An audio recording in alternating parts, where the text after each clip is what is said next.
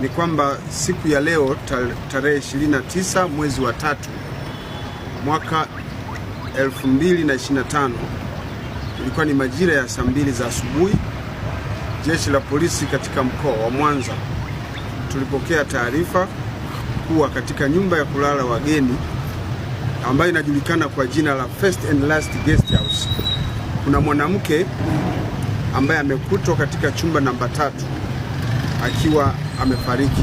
dunia. Jeshi la polisi baada ya kupokea taarifa hiyo, mara moja tulifika katika eneo la tukio ambapo ni eneo la Usagara katika wilaya ya Misungu, ndipo ilipo hii nyumba ya kulala wageni ambayo inaitwa First and Last Guest House. Baada ya kufika katika nyumba hiyo ya kulala wageni, ndipo uchunguzi ulianza mara moja. Katika uchunguzi huo ilionekana kwamba siku ya tarehe 18 mwezi wa 3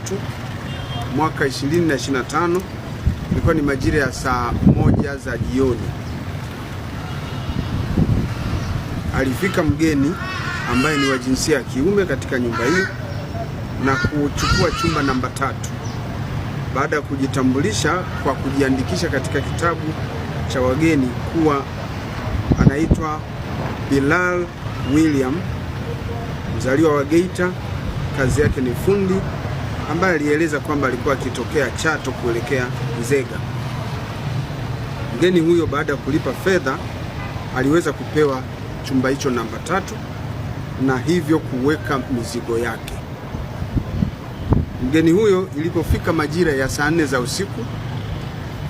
aliaga wahudumu katika hiyo nyumba ya kulala wageni kwamba anakwenda kutafuta chakula, lakini ilipofika usiku mkubwa majira ya saa 8 hivi, mgeni huyo alirudi akiwa ameongozana na mwanamke ambaye hata hivyo hakuweza kufahamika jina lake. Mwanamke huyo pamoja na mgeni waliingia katika chumba hicho namba 3 kwa ajili ya kupumzika.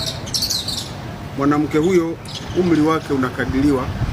kuwa ni kati ya miaka 30 mpaka 34.